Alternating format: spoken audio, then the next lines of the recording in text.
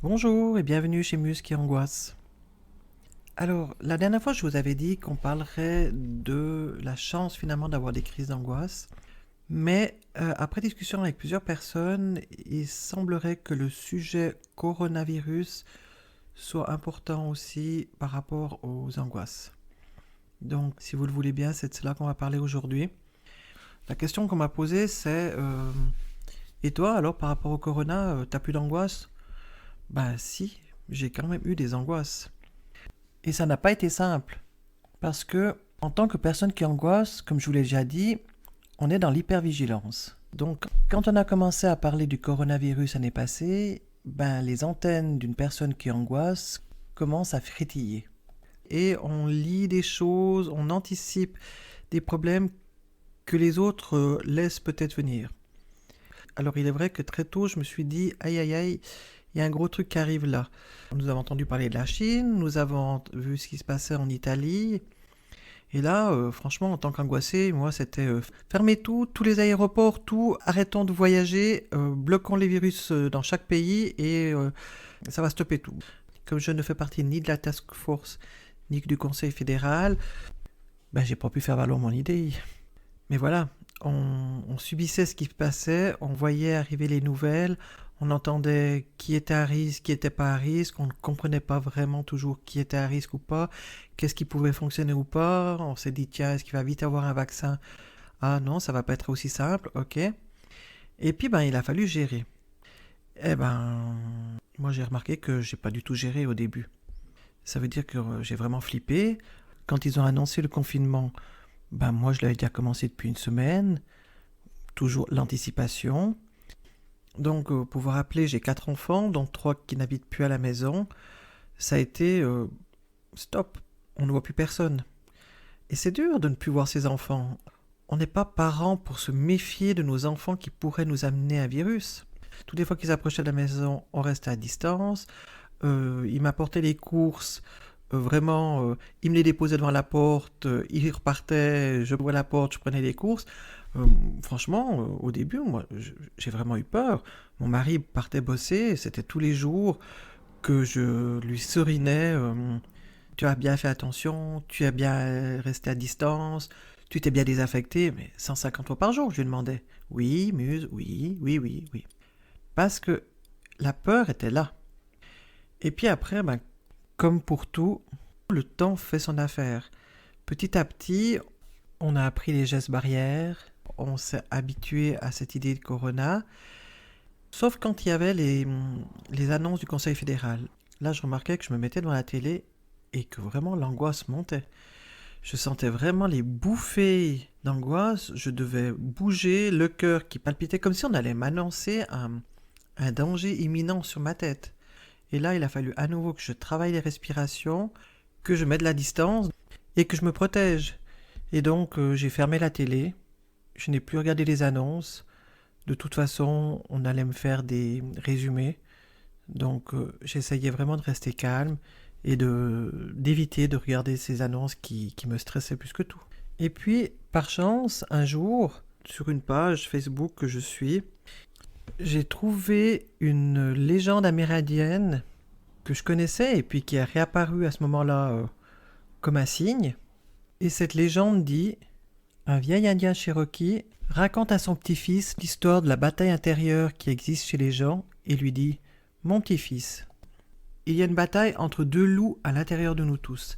Là, le mal, c'est la colère, l'envie, la jalousie, la tristesse, le regret, l'avidité, l'arrogance, le rejet, l'infériorité, le mensonge, la fierté et l'ego. On peut même rajouter donc la peur. L'autre est le bien. C'est la joie, la paix, l'amour, l'espoir, la sérénité, l'humilité, la gentillesse, la bienveillance, l'empathie, la vérité, la compassion et la foi. Et là, le petit-fils songea à cette histoire pendant un instant et demanda à son grand-père: mais lequel des deux loups gagne? Et le vieux Cherokee répondit simplement: celui que tu nourris. Et là, ça m'a fait un électrochoc. Je me suis dit: mais Muse, qu'est-ce que tu es en train de nourrir? Et chaque jour, je relisais cette légende amérindienne et elle m'a aidé à passer par-dessus.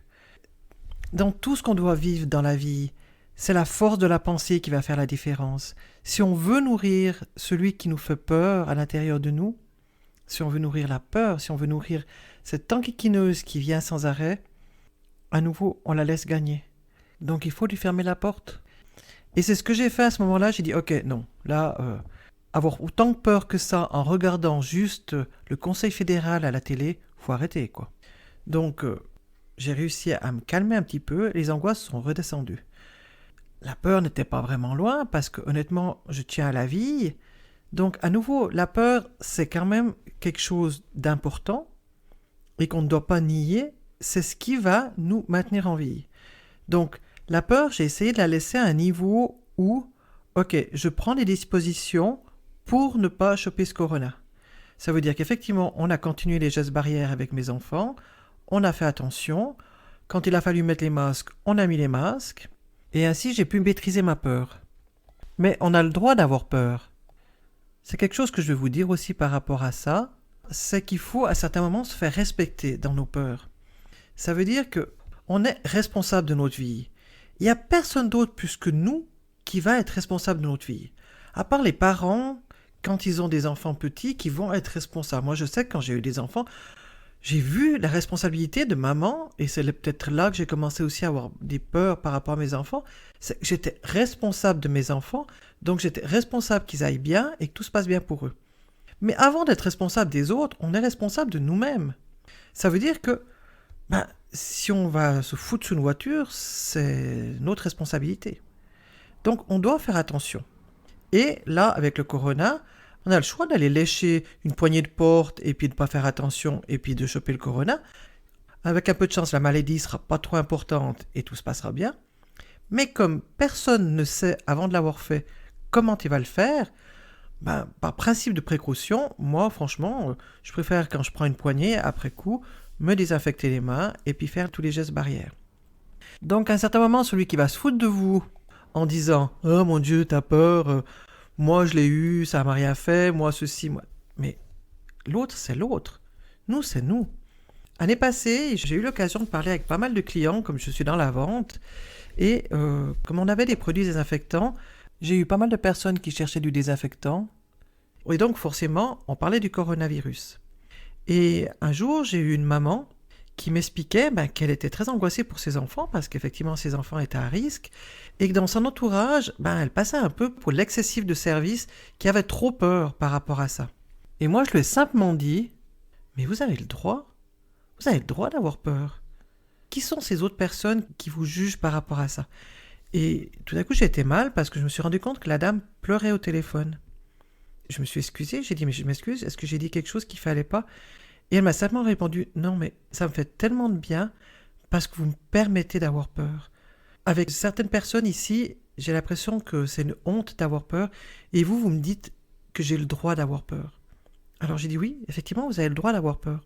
Après, il faut peut-être juste arriver à la mettre au bon niveau, la peur. Faire des gestes barrières, faire attention pour vos enfants, mais faire attention qu'elles ne prennent pas toute la place. Mais sinon, vous avez raison d'avoir peur. Vous devez protéger vos enfants, vous devez vous protéger. Donc c'est un sujet aussi qui est revenu très souvent. Alors là, par rapport au corona, et même quand on fait des crises d'angoisse, c'est se faire respecter par les autres. Parce que certaines personnes pensent peut-être que parce qu'on a des crises d'angoisse ou parce qu'on a peur, c'est parce qu'on est faible. Mais c'est pas vrai. C'est juste parce qu'on voit la vie différemment qu'eux, on est différent.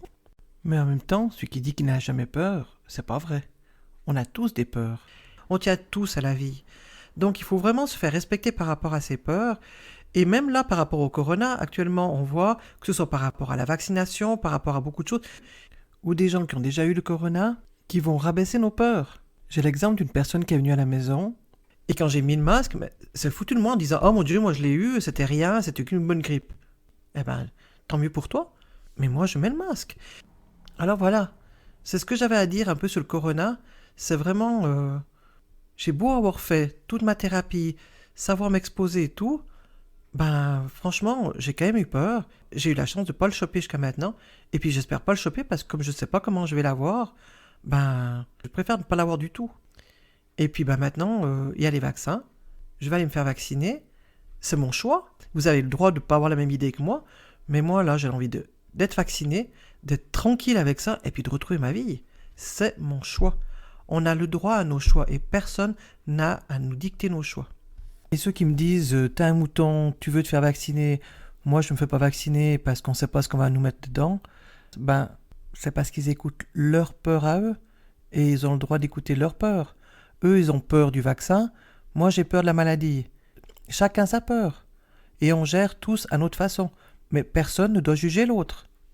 Alors voilà. J'espère que ces petites précisions pour le corona aura répondu à certaines questions que certains se posaient par rapport aux angoisses. C'est pas parce qu'on a passé par-dessus nos angoisses qu'un truc comme ça, comme le corona qui nous tombe dessus, va couler comme ça sur nous facile. Non. Mais par contre, il y a quelque chose qu'on sait, c'est qu'on sait respirer, on sait se protéger peut-être, et puis se nourrir de ce positif. Cette légende amérindienne, moi, m'a vraiment calmé et j'ai vraiment un classeur plein de jolies petites phrases comme ça qui me nourrissent. Quand j'ai besoin, ben, je les regarde, je les lis, je m'en imprègne et souvent ça m'aide à passer par-dessus ces peurs. Voilà. Alors la prochaine fois, je vous parlerai de ce que je vous avais promis l'autre fois, ça veut dire et si nos peurs étaient une chance pour notre vie et tout ce qu'on peut faire pour aller mieux. Alors à bientôt.